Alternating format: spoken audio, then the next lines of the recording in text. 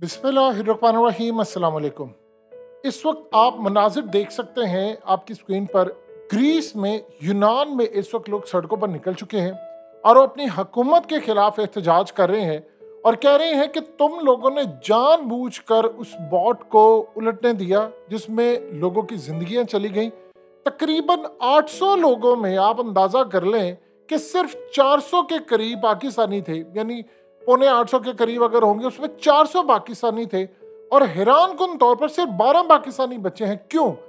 अब जो इंकशाफात international media ने करने शुरू किए हैं, ग्रीस से जो इंफॉर्मेशन निकल रही है, जो लीक होके आई है, उससे आपको बहुत सारे राजों से पर्दा उठना शुरू हो जाएगा कि गेम जितनी आपको सादा नजर आ रही है ये उससे कई गुना ज्यादा खतरनाक है। सबसे पहले समझ लें, जो कोड वर्ड है वो है गेम। उसकी वजह क्या है कि आप ये कहते हैं कश्ती चली गई, ऐसे नहीं कहते, उसको कहा जा रहा है गेम चली गई है। तो ये एक कोड वर्ड कश्ती के लिए, बॉट के लिए यूज हुआ। अब जरा समझिएगा कि क्या पाकिस्तानियों को ही मारने की ज्यादा साजिश थी या क्या गेम थी या सूरत हाल क्या थी।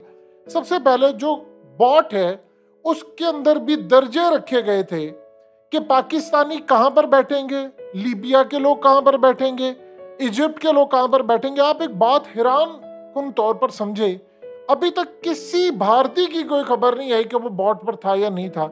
ये बड़ी हैरान कुन खबर है। इसका क्या मतलब है? देखिए, दो चीजें आप ज़हन में रखिएगा। सबसे पहले तो ये जो हम कहते हैं जी एजेंट को पकड़ लें, फलाना कर लें, उसने किया। आपको क्या लगता है कि एक एजेंट है? ये हुकूमतें इन्वॉल्व होती हैं।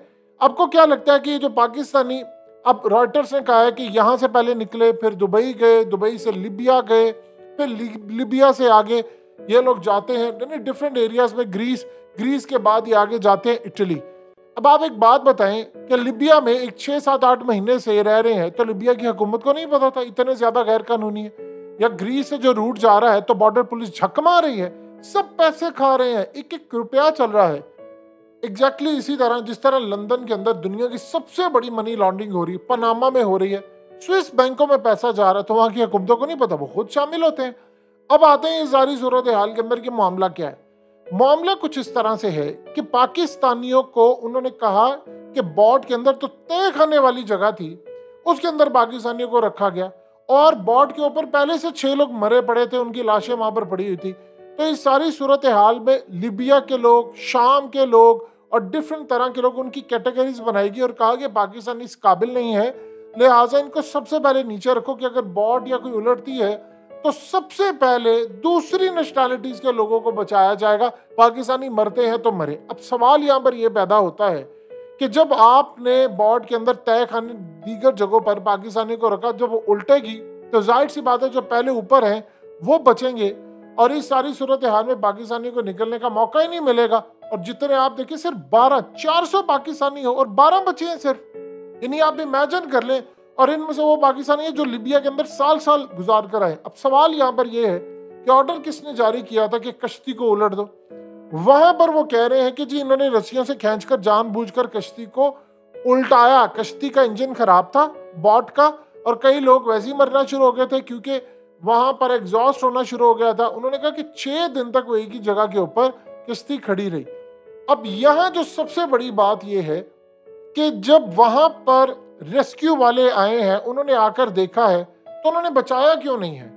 और ऑर्डर किसने जारी किए थे कि आपने इमदाद लेट पहुंचानी है? पाकिस्तानी है क्या? पाकिस्तानियों को जानबूझकर मारने का मंसूबा था? देखिए, होता क्या है कि जब से मुल्क के हालात खराब है, मुल्क की अक्सरियत आबादी मुल्क छोड़ना चाहती है, जिसका हाथ पड़ा वो मुल्क छोड़कर जा रहा है। अब सूरत हाल ये है कि यहाँ से पाकिस्तानी जब जाते हैं, फिर उसके बाद जाकर वो इटली पहुंच जाते हैं, तो कभी ना कभी वहां पर काम करते हैं, पीछे पैसा भेजते हैं और उसके बाद उनको कभी ना कभी नेशनैलिटीज भी मिल जाती है, उनकी नस्लों को आगे मिल जाती है।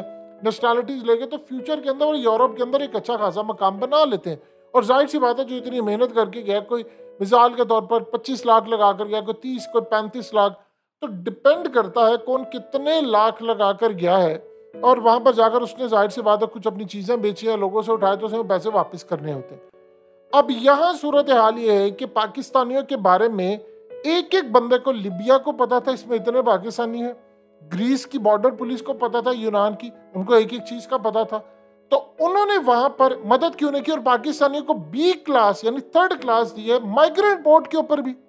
और कहा गया कि पाकिस्तान इस काबिल नहीं है, तुम दुनिया के अंदर तुम्हारा कोई वैल्यू ही नहीं है, तुम्हारा कोई नाम नहीं है, लिहाजा अगर बॉट उलटती है तो तुम लोग सबसे पहले निचली सतह पर होगे, यानी तुम्हारे चांसेस कम है। ये हमारी इंटरनेशनल सतह पर हालत है।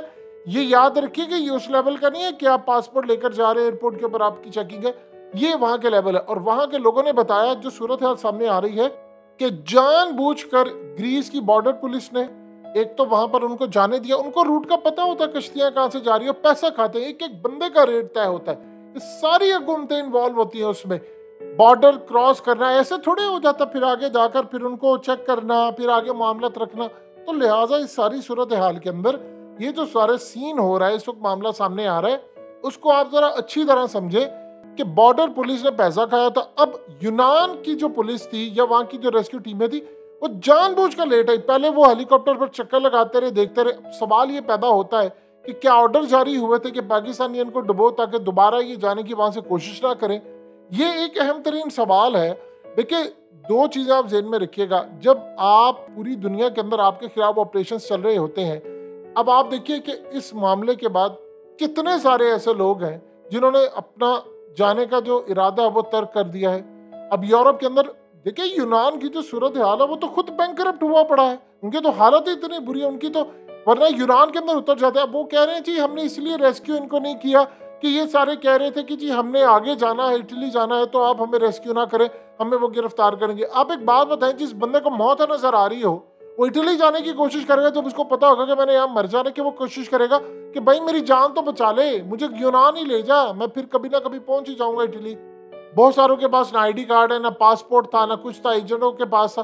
अब ये जो असल में कहानी है, इसका रुख बड़ा ही अजीबोगरीब है और चीजें जाकर कहीं और खुलती हैं कि क्या इंटरनेशनल सतह पर पूरी एक साजिश हुई है कश्ती डुबोने की, और वो इंजन खराबी का एक ड्रामा हुआ है, और वो चलाने वाला किधर है, उसका जो स्टाफ था वो सारा कहां से अचानक निकल गया, उनको पहले रेस्क्यू किया गया, बाकियों को बाद में लिया गया, और वो बोट एक जगह खड़ी थी 4-5 दिन से, तो वो अचानक कैसे उलट गई है? जब वो 5 दिन से एक ही जगह खड़ी थी और वो खराब हो गई थी, तो फिर एक बात बताइए कि वो उलट कैसे गई? जाहिर सी बात है, जब आप उसको खींचेंगे तो उल्टेगी, अगर 5 दिन से नहीं उल्टी तो अब कैसे उलट जाएगी? तो अब जो सूरत हाल सामने आ रही है, पाकिस्तान में जी गिरफ्तारियां हो रही हैं जी, वो लिबिया में गिरफ्तारियां हो रही है, ग्रीस में गिरफ्तारियां हो रही है, ये सब ड्रामा है, असल किरदार कभी गिरफ्तार थोड़ी होते हैं। अब पाकिस्तान से आप एक बात बताएं, अब ये कहा जाता है कि हमारे यहाँ से डॉलर स्मगल होकर अफगानिस्तान जाता है, और भाई कैसे जा रहा है? ये कैसे जा सकता है अफगानिस्तान? यानी हमने इसको रोकना नहीं था? तो ये बात आप समझिए। दुनिया भर में आप देख लें, ईरान तेल पूरी दुनिया में स्मगल कर रहा है, उसका बिक रहा है, तो इसका क्या मतलब है कि वो हुकूमतें शामिल नहीं होती? सब शामिल होता है।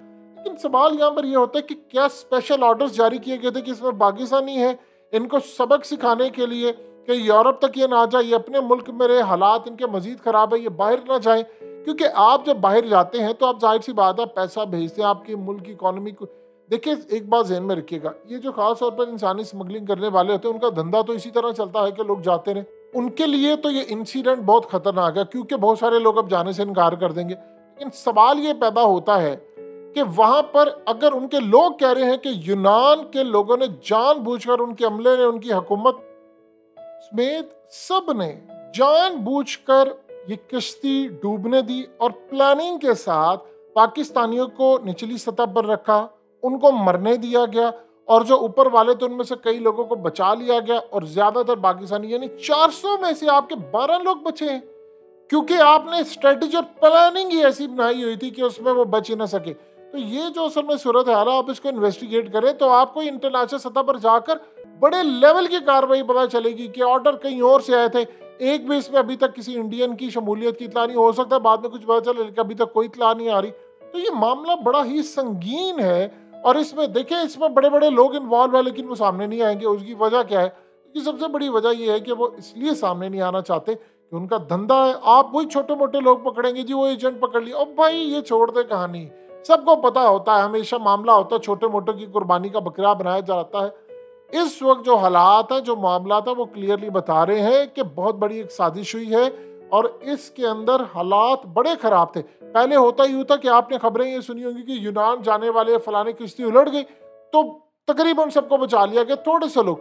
ये अब हर दूसरे रूट के ऊपर किश्ती उलट रही है, और इतनी बड़ी ये बोट थी जहां पर 800 के करीब लोग थे, वो तो वहां पर ठहरी थी 5 दिन से, तो किसने खींच के रस्सियों की मदद से उसको, आपने जब रेस्क्यू करना होता है तो आप हेलीकॉप्टर से ये चीजों से लोगों को निकालते हैं, आप किसी को रस्सों से खींचते हैं और वो गिर जाते हैं सारे लोग और मरना शुरू हो जाते हैं।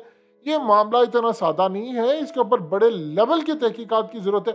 और एक बात याद रखिएगा, किसी को सजा नहीं मिलेगी, बड़े मगरमच्छ हमेशा की तरह बच जाते हैं, इक्का दुक्का छोटे मोटे एजेंट वो पकड़े जाएंगे।